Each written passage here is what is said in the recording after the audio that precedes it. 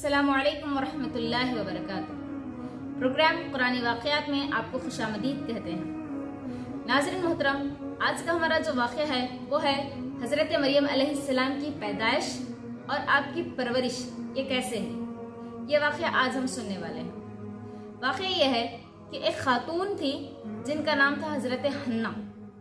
हज़रत हन्ना ऐसी खातून थी कि ये बुढ़ापे को पहुंच गई थी, लेकिन इनको औलाद नहीं हुई। तो हज़रत हन्ना कई मरतबा दुआएं करते रही कि उनको औलाद हो।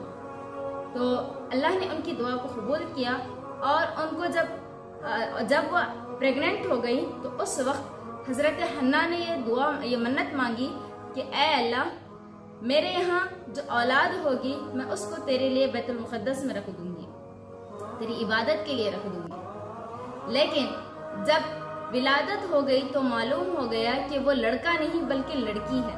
तो हज़रत हन्ना ने कहा कि ए अल्लाह, मेरे यहाँ तो लड़की हुई है। तो अल्लाह ने फरमाया कि हमें मालूम है कि लड़की हुई है, लेकिन ये लड़की कैसी थी? ये लड़की ऐसी लड़की थी जो हज़ार लाखों लड़कों से बेहतर थी। वो लड़की कौन थी? वो लड़की थी हज़रत मरियम अलैहिस्सलाम। ये खातून थी। जब हज़रत मरियम अलैहिस्सलाम की पैदाइश हुई तो उस वक्त हज़रत हन्ना ने हज़रत मरियम को बैतुल मुक़द्दस में दे दिया ताकि वो अल्लाह की इबादत करे, और हज़रत ज़करिया अलैहिस्सलाम को मुक़र्रर किया गया कि वो हज़रत मरियम अलैहिस्सलाम की परवरिश करे। तो हज़रत ज़करिया अलैहिस्सलाम आपकी परवरिश करते थे। क्यों? इसलिए कि ये हज़रत मरियम अलैहिस्सलाम के खालू भी लगते थे। तो मरियम अलैहिस्सलाम की परवरिश की गई और हज़रत ज़करिया अलैहिस्सलाम ने आपकी परवरिश की।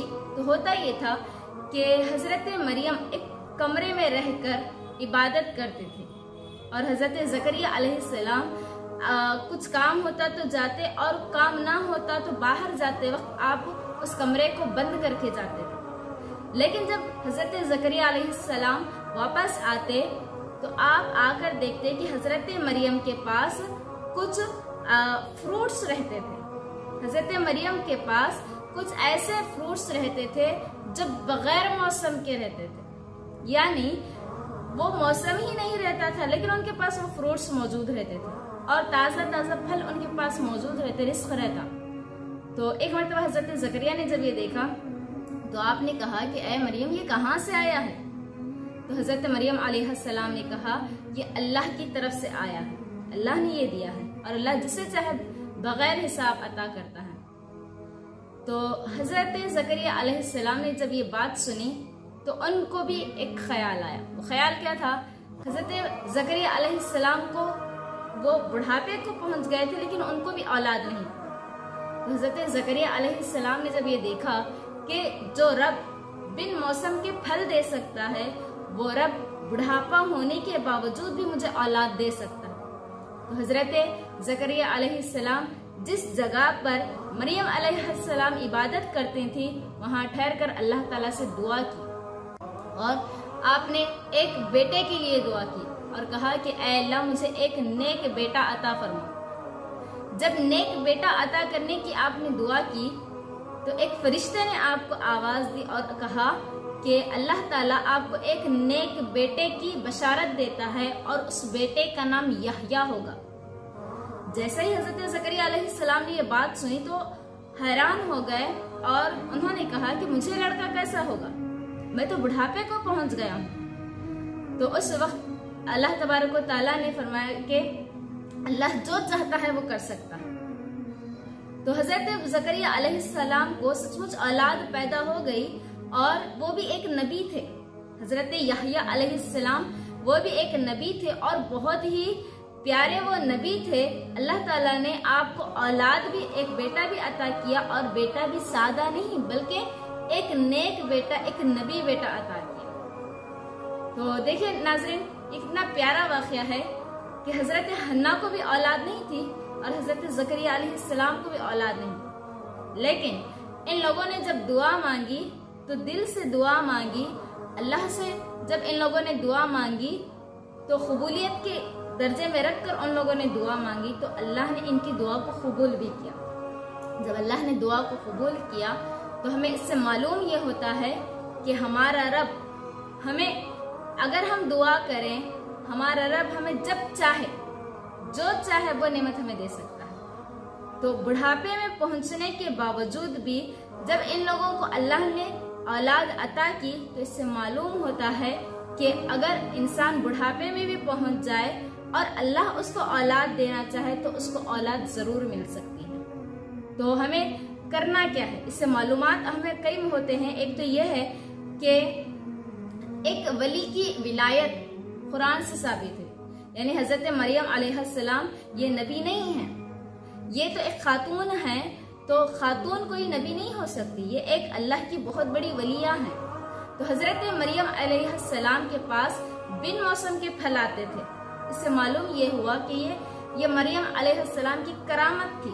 तो करामत का जाहिर होना ये कुरान से साबित है। दूसरी चीज ये मालूम हुई कि अल्लाह ताला जब चाहे जो चाहे वो चीज दे सकता है। तो हमें करना क्या है, हमें करना ये है कि अपने रब से कुछ भी मांगना है तो अपने रब से मांगे और ये यकीन रख के मांगे कि मेरा रब मुझे जरूर अता करेगा, मेरा रब मुझे जरूर अता करेगा, ये यकीन के साथ मांगे। हमारे यहाँ पर होता क्या है, हम यकीन से नहीं मांगते, हम मांगते हैं लेकिन हमारे दिल में यकीन नहीं होता, शक होता है, शायद होगा या ना होगा, हो सकता है नहीं हो सकता है, हम ये शक में होते हैं। तो शक ना करें बल्कि यकीन से दुआ मांगे। और हम ये बात जहन में रखें कि हम जब भी मांगे तो अल्लाह ताला से मांगे। जैसे हम अक्सर हमारे यहाँ होता क्या है, जैसे कोई बीमार है तो हम क्या करते हैं, पहले डॉक्टर के पास जाते हैं। जाना कोई गुनाह नहीं है, अच्छी बात है, जाना भी चाहिए। अगर तबीयत खराब हुई तो डॉक्टर के पास जाते हैं और डॉक्टर से कहते हैं कि शिफा दो। डॉक्टर जब कहे कि नहीं ये काम नहीं हो सकता, हाँ ये बीमारी दूर नहीं हो सकती, तो हम उससे बढ़कर कोई और डॉक्टर के पास जाते हैं। जब वो डॉक्टर भी कहे तो अगर हमारा किसी बड़े इंसान से ताल्लुक है तो उससे कहलवाते हैं ताकि ये डॉक्टर इलाज करे, कोई अच्छा इसके जरिए इस डॉक्टर से हमें कोई फायदा हो, कोई इंसान से हम रिक्वेस्ट करवाते हैं। लेकिन जब हर एक में हम फेल हो जाएं, हर एक में जब हम नाकाम हो तो उस वक्त हम कहाँ जाते हैं, उस वक्त हम नमाजों की तरफ आते हैं, उस वक्त हम इबादतों की तरफ आते हैं, उस वक्त दुआओं की तरफ आते हैं। तो जरिया इख्तियार करना ये कोई बुरा नहीं है, जरिया हम जरूर इख्तियार करें, लेकिन ये भी जहन में रखें कि हमें अपने रब के साथ ये दुआ, रब से हमारे दुआ करना है कि वो हमारी मदद करे। हम अल्लाह से मांगे और जरिए भी इख्तियार करें। तो हम अल्लाह ताला के पास लास्ट में ना जाएं, अल्लाह की बारगाह में सब जब हर एक से मायूस हो तो उस वक्त अल्लाह के पास ना जाएं, बल्कि शुरू में ही अल्लाह से अगर हम मांगे तो ये जो जरिए हैं, ये जरिए भी हमारे लिए आसान हो जाएंगे। तो हमें ये कोशिश करनी चाहिए कि जब भी मुश्किलात आए तो अपने रब से जरूर मांगे, लोगों पे भरोसा ना करें। लोग भी उसी वक्त देंगे जब हमारा रब चाहेगा, रब ना चाहे तो लोग भी हमें कुछ नहीं दे सकते। तो इन दर्स को हम जहन में रखें और इस पर अमल करने की कोशिश करें। अस्सलामु अलैकुम व रहमतुल्लाहि व बरकातहू।